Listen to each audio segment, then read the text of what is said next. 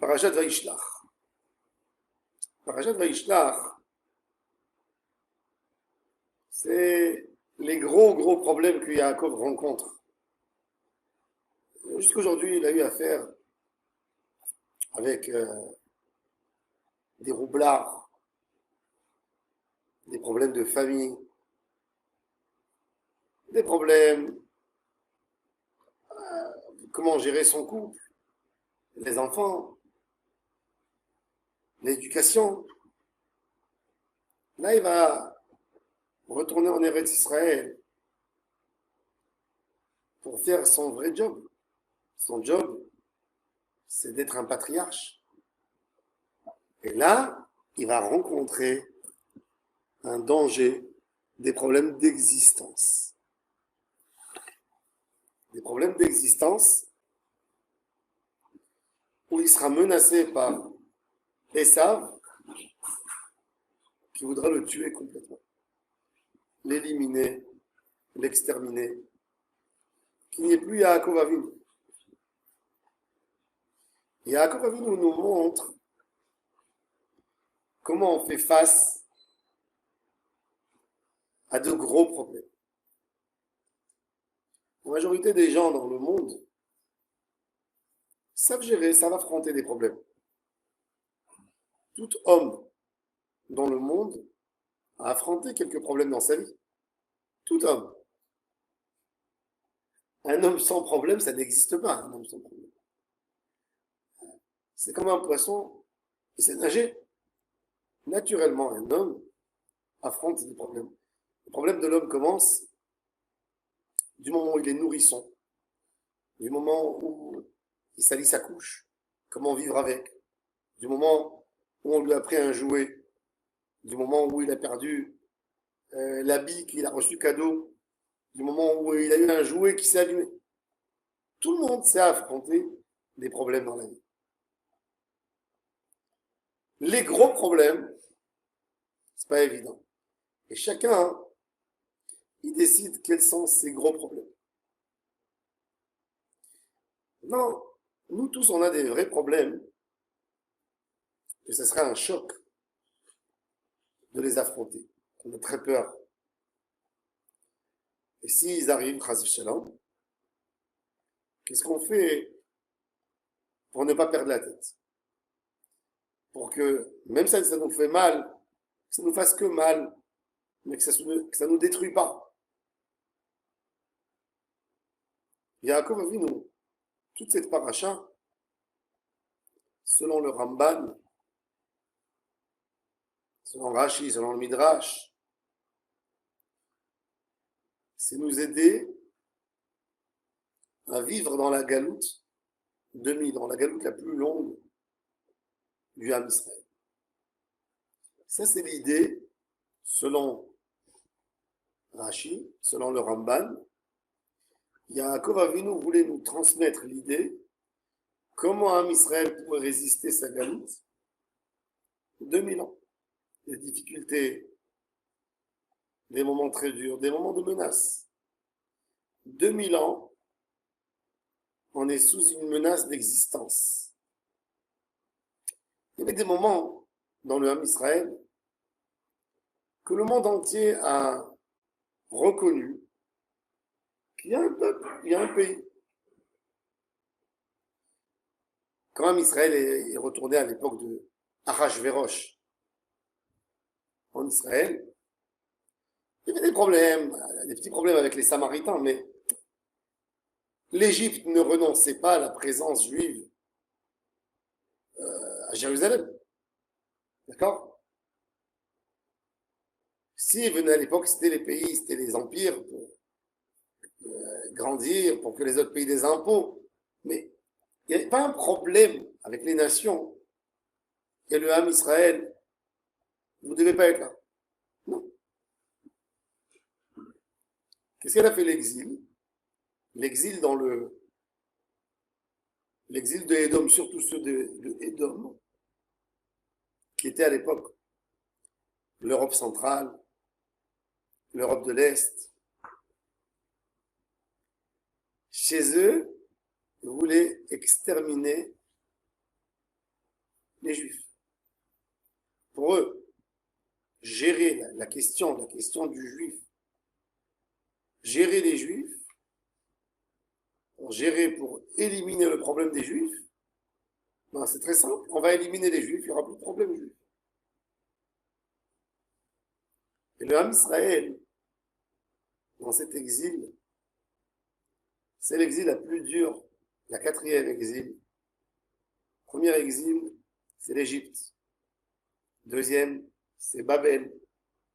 Troisième, c'est Paras, et Yavan. Et quatrième, c'est Édom. Édom, ça a commencé par Rome. Et aujourd'hui, même dans notre pays, on n'a pas notre gouvernance. C'est l'Amérique outre-mer. Ce qu'on peut dire, on a une force, une certaine force. Mais on ne va pas faire ce qu'on veut. Ça, c'est une épreuve terrible pour le Ham Israël. Et Yaakov Avinu va nous montrer qu'il y a des moments où on doit se battre. Il y a des moments où on se prosterne, où on mord les lèvres, et on continue. Mais je vais parler ce soir.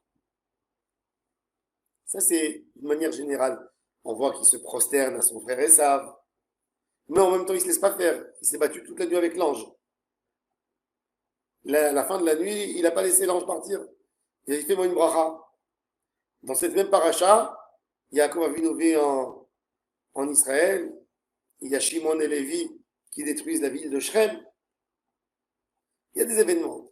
Il y a une force. Mais il y a des politiques différentes. Et Yaakov Avinu nous a écrit notre histoire, puisque celui qui s'appelle Israël. Nous sommes des béné Israël. Nous ne sommes pas des béné Abraham. Nous ne sommes pas des béné Yitzhak. Nous sommes des enfants d'Israël. Israël, c'est Yaakov. Yaakov Avinu va nous montrer comment on gère un très gros problème. Au début de la paracha, Yaakov le dit clair et simple. Esav, il se penche vers Hachem. Il dit, mon frère Esav veut me tuer. Mère, enfant, il veut rien me laisser. Rien.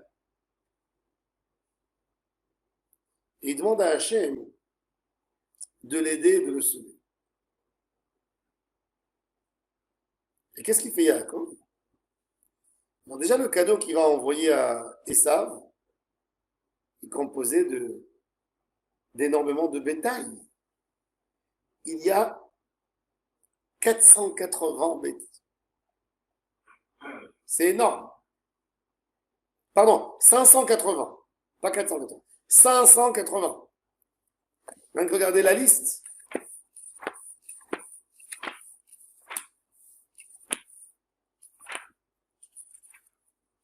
Il en prend 200 chèvres, 20 brebis, 20 béliers, 200 brebis, les mâles de la chèvre, 20, des béliers, 20, des chameaux. Alors, il y a des chamelles, 30, 40 vaches, 10 taureaux, 20 mulets et 10 ânes. 580 animaux. C'est beaucoup. Même si vous dites que un animal, ça vaut quoi? Entre 500 et 1000 euros en moyenne. Faites le compte, c'est énorme ce qu'il a donné. Et il partage en groupe. Et il ne mélange pas tout. Le Midrash pose la question pourquoi il a envoyé groupe après groupe. Il n'a pas tout envoyé ensemble. Alors, il y a plusieurs avis dans le Midrash pour remplir les yeux de ce rachat, comme quand on amène des plats à table, on met 3 à 4 assiettes, on amène un plat et après un autre. On ne peut pas tout mettre comme ça en une fois et on peut laisser. c'est beau, ça se présente. Mais il y a une opinion dans le Midrash. C'est pas pour Esav qu'il a fait ça. C'est pour ses enfants, pour apprendre quelque chose dans l'histoire. Il a mis des banav à Sakim. Qu'est-ce qu'il a mis? Rachid dit, l'iten revach ben atzarot. Alors, revach ben atzarot, c'est-à-dire prendre le problème et ne pas l'affronter autant qu'un problème énorme. Essayer de le casser et faire des petits problèmes. Petits. C'est plus facile que d'affronter un problème grand, énorme. Si on comprend bien les paroles de nos sages dans le Midrash, le malheur de l'homme qui souffre, c'est de ne pas être capable de voir quelque chose en dehors de son problème. Il est tellement peiné, imbibé dans son problème qu'il ne pense pas à une autre option. Il n'y a pas une autre option. Il n'y a que son problème. Devant lui, son problème tout le temps.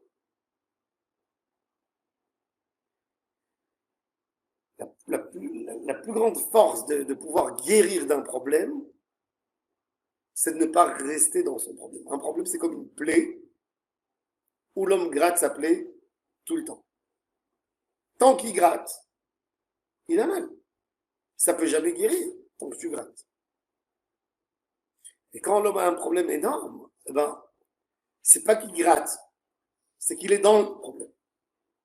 Il ne veut pas sortir de ce bain, un problème où il n'arrive pas à penser autre chose que son problème. Il vient Yaakov Avinu, il dit Verevach tasimu ben eder ou ben eder. De prendre le problème et de le mettre en morceaux et de s'occuper des petites choses, ça nous facilite pour... D'abord, tu réduis ton problème, et quand c'est petit, c'est à portée de main, tu trouves des solutions, et du moment où tu as trouvé même une petite solution pour une partie du problème, ça te donne plein de courage pour avancer, pour affronter le gros problème. Parce que quand le problème il est tellement grand, on se sent tout petit devant le problème et on ne se sent pas capable d'affronter notre problème. Yaakov Avinu nous dit, c'est vrai, c'est très dur de donner, de sentir, voilà, je vais négocier sur ma vie, je vais donner à mon frère 580 animaux pour qu'il me laisse vivre. Quand je dis 580, déjà moi je me sens mal. C'est-à-dire j'ai donné tellement. Mais si Yaakov Avinu se disait dans cette... J'ai donné 30. Bon, j'ai donné encore 20. J'ai donné encore 40. J'ai donné encore 10. Il a diminué le problème. Il n'a pas dit j'ai donné un capital d'1 million de dollars, j'ai donné un capital d'1 million de dollars. J'ai perdu 10 000 dollars, j'ai perdu 15 000, j'ai perdu 20 000. Combien ça fait en tout? Bon, on va voir après.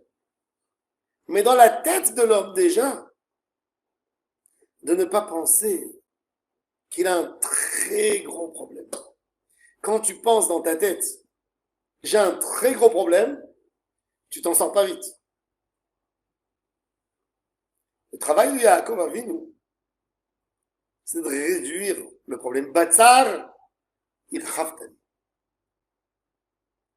Rabbeinu, il dit que le plus grand bonheur qui peut arriver à quelqu'un du ciel, c'est que dans le moment de sa peine et de sa douleur, il est capable d'avoir une ravatat, de s'asseoir et de parler de son problème, d'isoler un problème de l'autre et d'être capable de résoudre.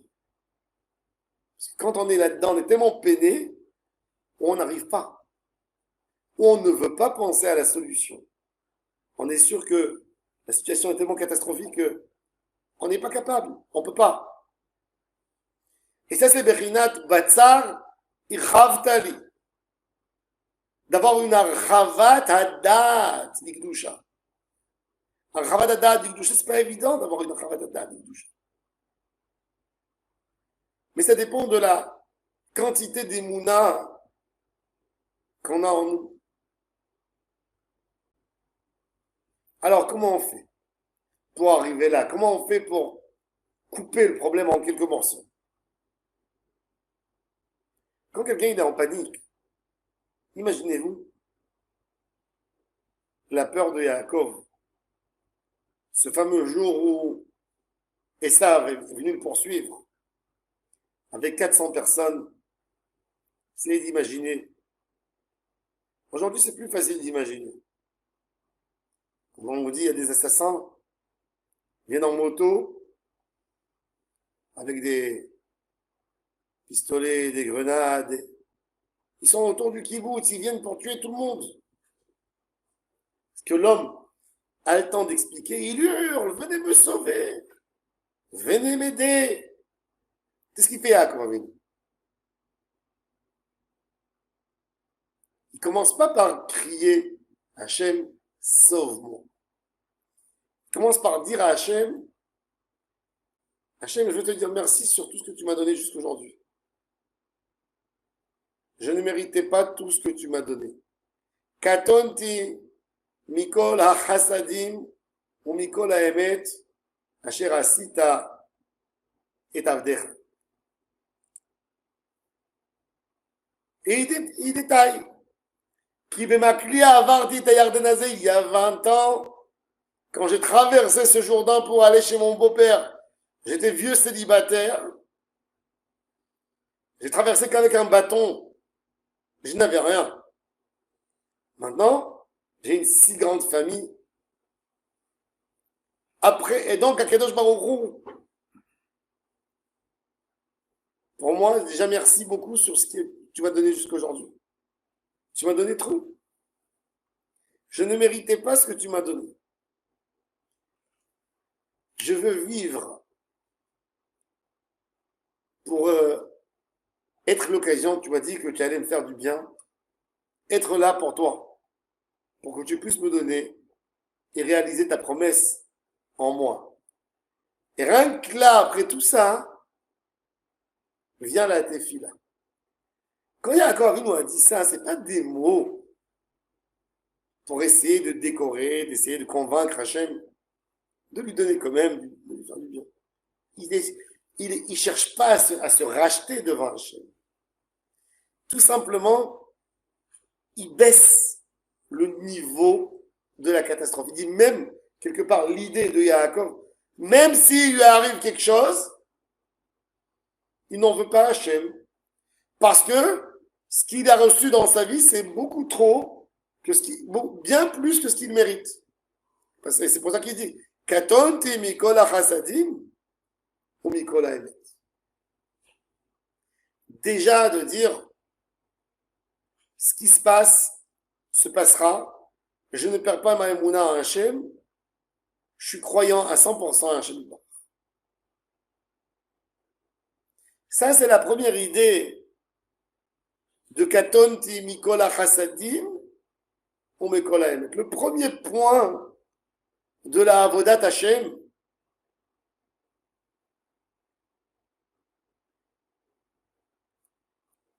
et avec ça, tu essayes de réduire. Avec ça, tu essayes de réduire le taux d'inquiétude que tu as. Puisqu'avant, c'est un problème d'existence. Je risque de ne pas être là dans quelques minutes. Regardez ça, il vient avec 400 personnes.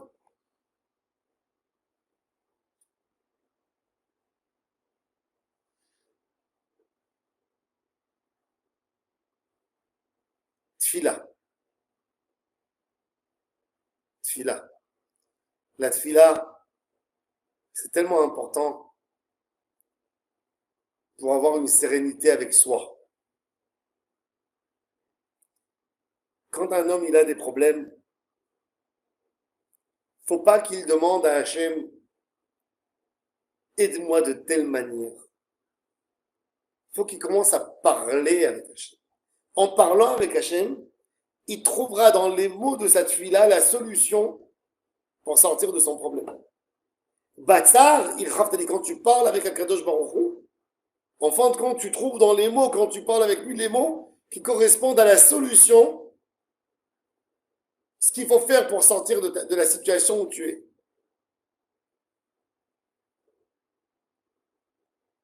Et ça vient avec la tfila. Avec la tfila, on se fait une protection, une muraille,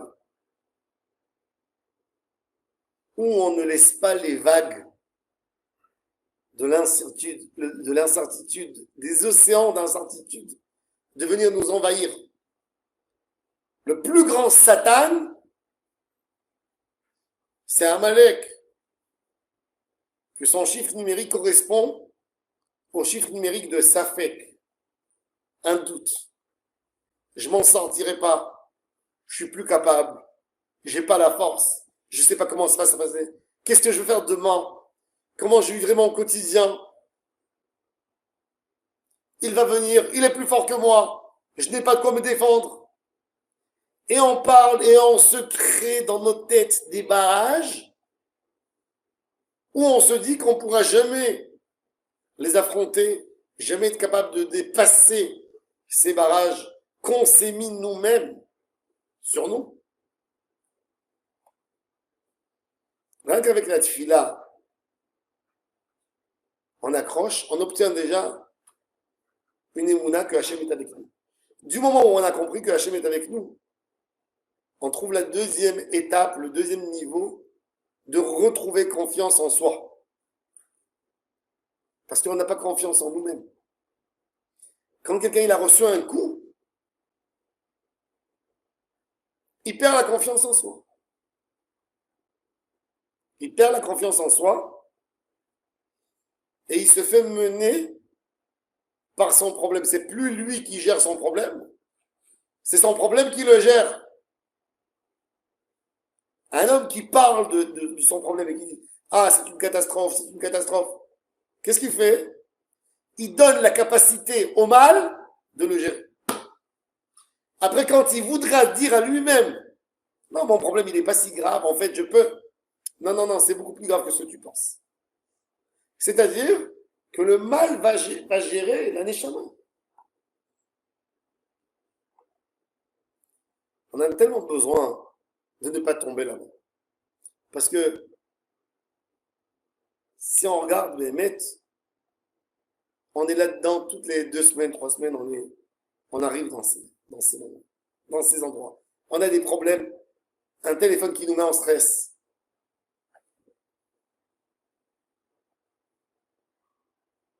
J'ai entendu aujourd'hui à la radio, le directeur de l'hôpital de Hadera de Hillel Yafé, il a dit qu'il y a un symptôme, je ne savais pas ça.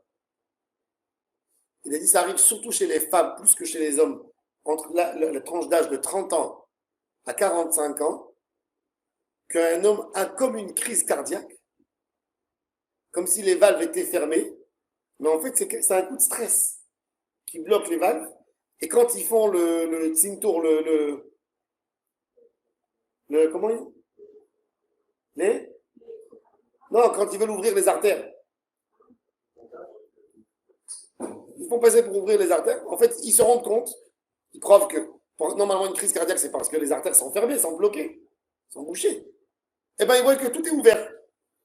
Et l'homme a dans tous les données de son corps, il agit avec un manque de respiration, exactement comme une crise cardiaque.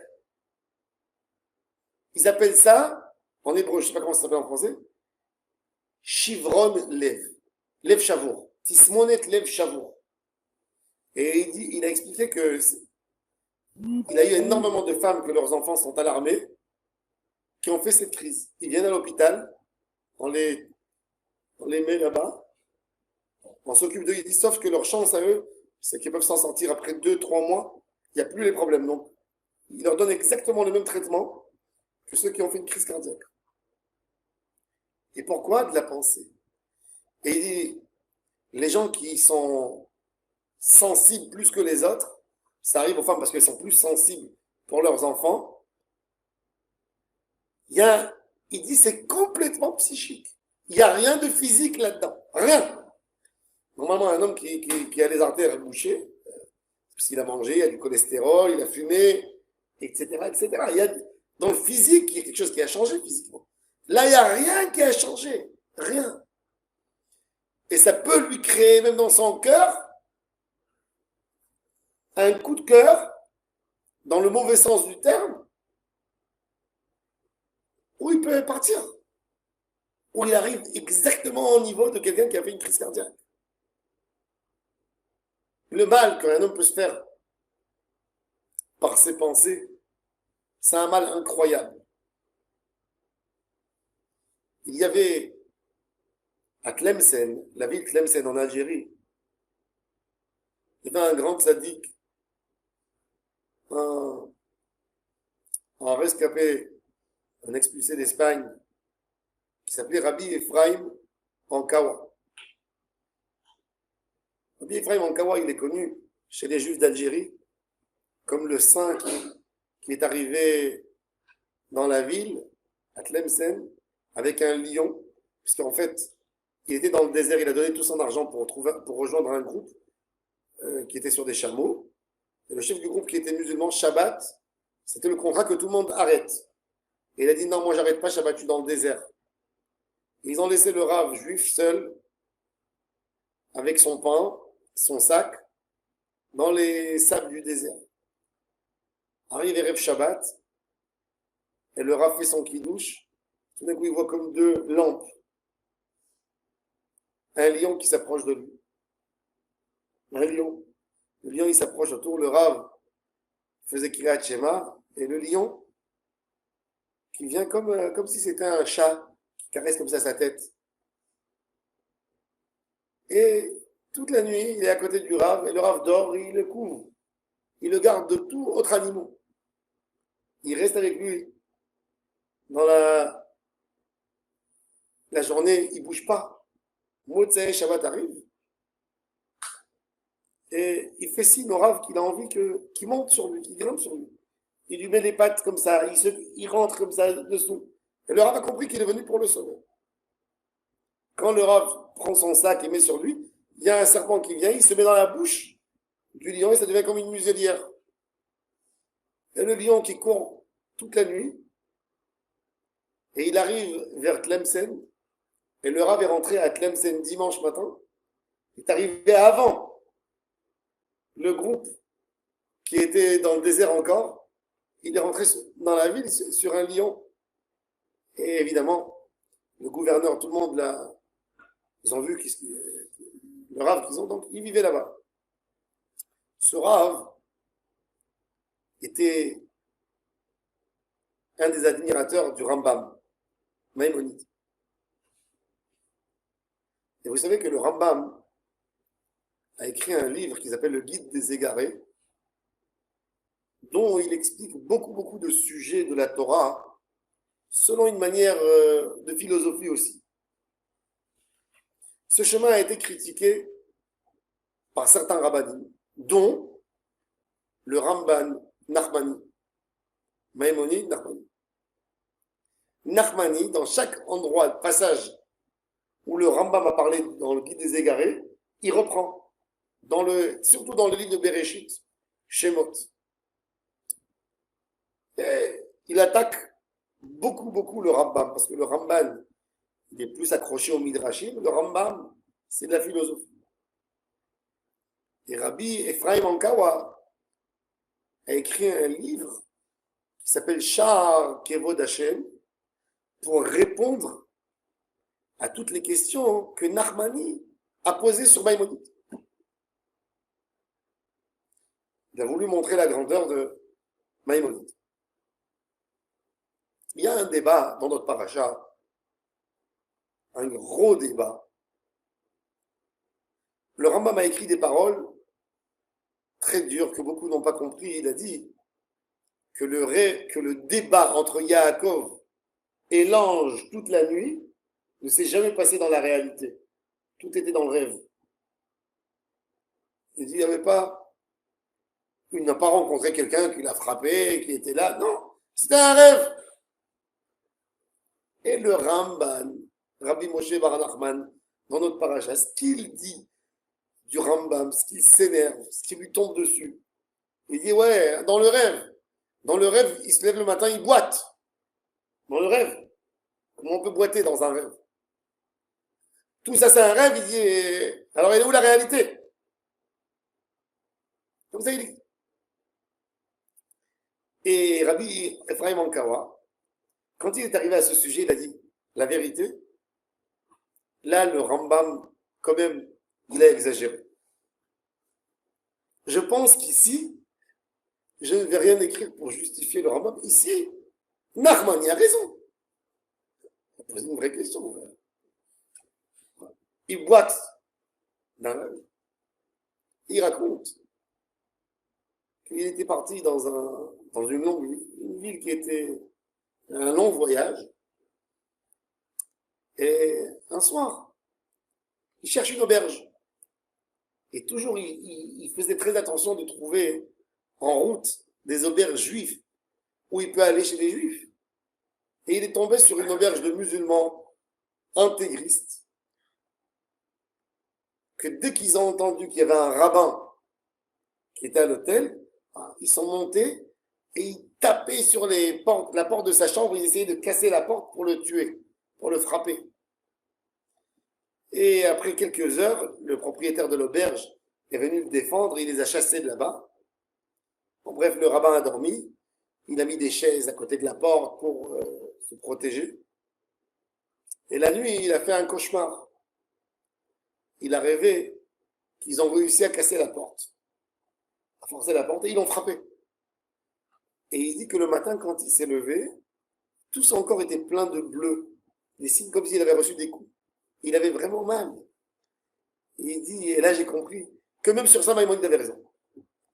Il dit, j'ai compris à quel point une pensée d'un homme peut agir même sur son physique et sur son corps. Combien on a besoin? C'est un rôle, un devoir pour nous de séparer nos problèmes, de les diminuer pour qu'ils ne nous embêtent pas à leur tour. Il y a un autre point, je vais être bref là-dessus, qu'on va expliquer. Yaakov Avinu, normalement, il n'est pas censé avoir peur de son frère Esav, surtout 20 ans à travailler à côté d'un des plus grands voleurs, brigands de l'histoire, Lavan. De quoi il peut avoir peur? Qu'est-ce qu'il peut lui faire? De quoi il peut avoir peur? En plus, il a des enfants. Des enfants, bon, ils ne sont pas encore guerriers, mais quand même, il a des bergers avec lui. Il a un gros troupeau. Puis il est fort physiquement, Yaakov. Mais Yaakov, n'oublions pas, il a eu la beracha de son papa, que ses frères seront ses serviteurs. Alors pourquoi il a autant peur de son frère? Alors déjà, nos sages sont occupés de ça dans le Midrash. Ils ont dit que Yaakov avait très peur de la mitzvah de Kiboud Avael que Esav avait et que lui n'avait pas. Et moi, j'étais à l'étranger. 20 ans, j'étais pas avec papa et maman. Et lui, 20 ans, il était là pour les honorer, pour être là pour eux, des hommes âgés, leur acheter ce qui leur manque. Il avait peur du mérite de cette mitzvah. Il y a en fait un autre point très intéressant. Dans cette rencontre entre Yaakov et Esav, Yaakov teste, se teste à lui-même. Qu'est-ce que je vaux? Qu'est-ce que vaut ma avoda attachée? Souvent, on est sûr qu'on est des tzadikim. Mais on est sûr qu'on est des tzadikim tant qu'on n'a pas affronté le problème. Après avoir affronté le problème, on se pose la question, est-ce qu'on est toujours tzadikim? Est-ce qu'on mérite toujours que Dieu nous défende, que Dieu se met là pour nous protéger? Yaakov Avinu, il teste. qu'est-ce qu'ils vont. Et c'est pour ça qu'ils préparent 3 manières d'échapper le problème. 1, la prière. 2, l'affrontement. 3, le cadeau. Fila, matana, milchama. Depuis quand un homme prépare comme ça 3 choses? C'est-à-dire qu'il voulait se tester. Peut-être je ne vaux pas assez.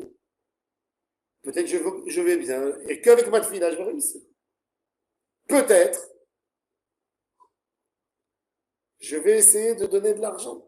Et peut-être même ça ne marche pas. Ce n'est pas le niveau. Alors il faut la guerre. Yaakov Avinu, c'est le patriarche qui teste. On peut comprendre ça parce que dans le Talmud est écrit qu'Abraham Avinu a appelé Hachem Har, au mont, montagne. Chez les Goïms, ils appelaient la montagne sur le nom des idoles. Mont Saint-Michel, mont. Ils donnent des noms. Un mont, une montagne, ça signifie une force. Abraham Avinu a appelé Har Hashem. Pas comme les Goïms, mais c'est lui le premier qui a donné pour essayer d'exprimer un peu. Il a choisi la plus grande des montagnes, il a dit Har Adonai. C'est la montagne d'Hachem. Yitzhak, lui a appelé à Kadosh Baruch Hu d'une autre manière. Sadé le champ. Vaïtse Yitzhak, la source va dire Kirao Sadé. Yaakov Avinu a appelé Hachem Baït. C'est quoi Baït? Baït, ce qu'il y a de beau, à part la notion qu'on habite dans une maison. Une maison te prouve un abri, plus que toujours, quelle est ta situation. Je donne un exemple. Vous allez le soir dans un champ et vous avez une lampe dans votre main, une lampe. Et vous voulez que la lampe vous éclaire la route. Qu'est-ce qu'il faut faire? Il faut prendre la lampe et la mettre sur le sol devant toi. Et si tu prends la lampe, tu veux te faciliter, tu la mets sur la tête comme ça. Tu es étonné, tu ne vois rien du tout. Pourquoi tu ne vois rien? Parce que pour que la lampe, elle donne sa lumière, il faut qu'elle tape quelque part, qu'elle stoppe, et que les rayons de lumière s'arrêtent et repassent de l'autre côté. S'il n'y a pas où taper, tu n'as pas de lumière. Tu n'as pas aucune lumière. Le rayon, il est obligé de toucher quelque chose pour revenir vers toi et donner son éclairage. Yaakov Avinu, il a appelé Hachem Baït. Ça veut dire la lumière. Je sais, puisque j'ai un plafond, j'ai des murs, je sais exactement le volume de ma lumière. Les murs m'aident à comprendre est-ce qu'il faut augmenter la lumière, il faut baisser. Yaakov Avinu, tester quelque part, se tester pour comprendre à quel niveau il tient dans la Avodat Hashem. Où il est. Yaakov Avinu a compris qu'il a un problème du fait qu'il a peur de Esav. C'était une part de cette vie-là. Hatzile dina miyad achri miyad Esav ki are anochi oto. Le Hatzileni, il a Hatzileni na, il a 2 fois Yaakov Avinu demande à Hachem déjà de lui enlever la peur. La peur, c'est pas normal. La peur, c'est pas logique. Parce que la peur, c'est la dimension que toi, tu donnes au problème. Ça, c'est la peur. La peur, c'est pas en soi. Un lion, ça fait peur, n'est-ce pas? Ça fait peur. Mais si je suis dans le zoo, j'ai peur du lion? Non. J'ai pas peur du lion. Pourquoi? Parce que le lion, dans le zoo, c'est pas un lion. Il est avec des barrières, il peut pas bouger. Ok. Alors je suis dans le champ. J'ai un pistolet dans ma main. Est-ce que là, j'ai peur du lion? Non, j'ai pas peur du lion. Pourquoi? J'ai un pistolet en main. Et il y a quelqu'un qui me garde derrière. Donc, j'ai que devant. Dès que je le vois, j'ai pas peur. Quand j'ai un bâton, déjà, c'est autre chose. Alors, il faut être rapide, il faut savoir donner un coup à un lion. Faire attention qu'il ne me saute pas dessus. Faire attention au bâton qu'il est de qualité.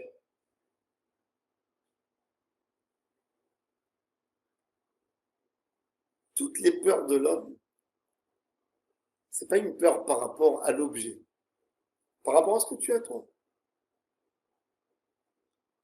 Yaakov Avinu, d'après le Ramban, il a été critiqué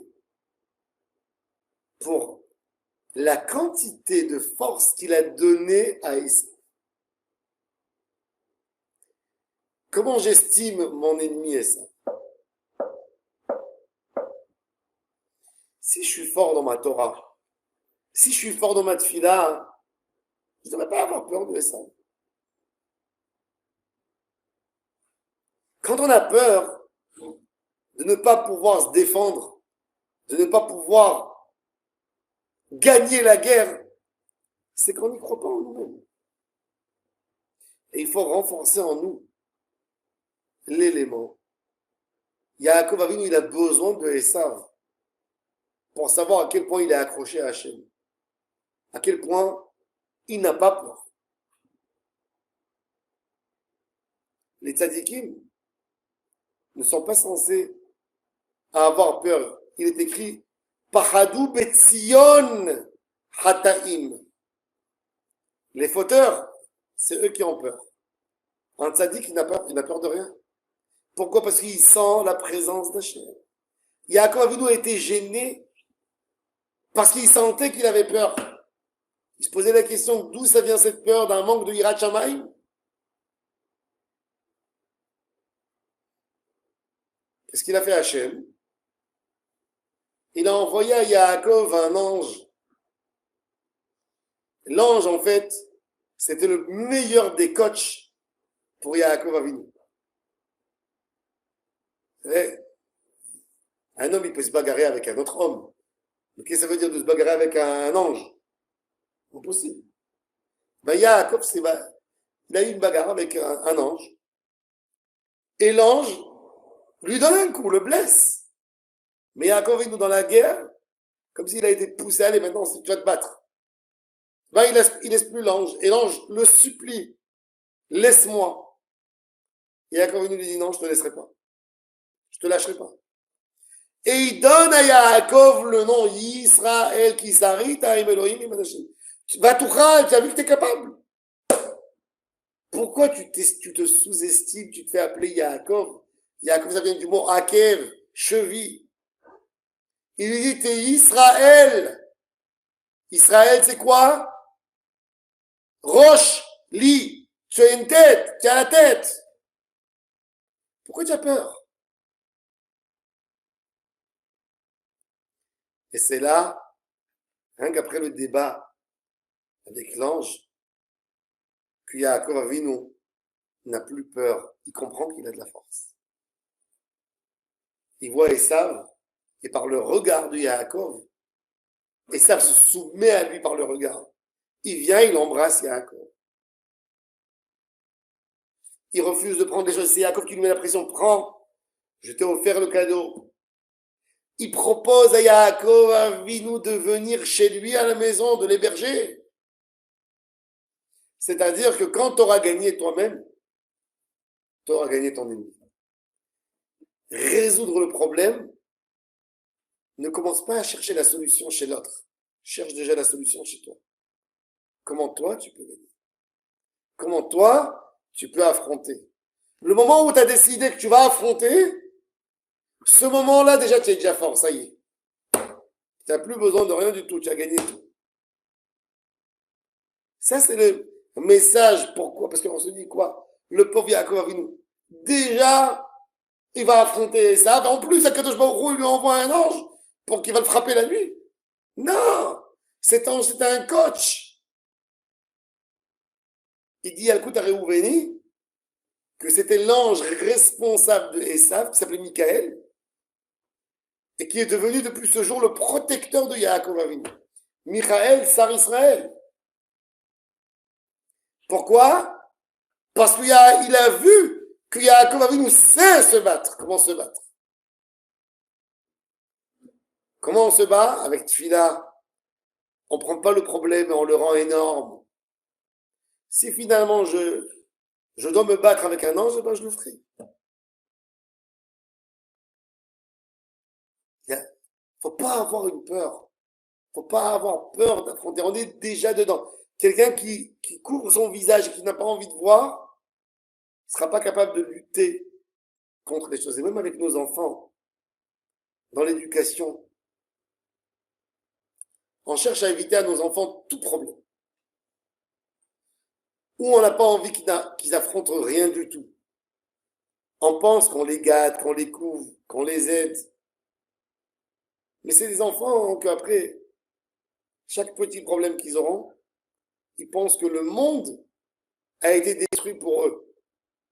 Le monde a été détruit pour eux.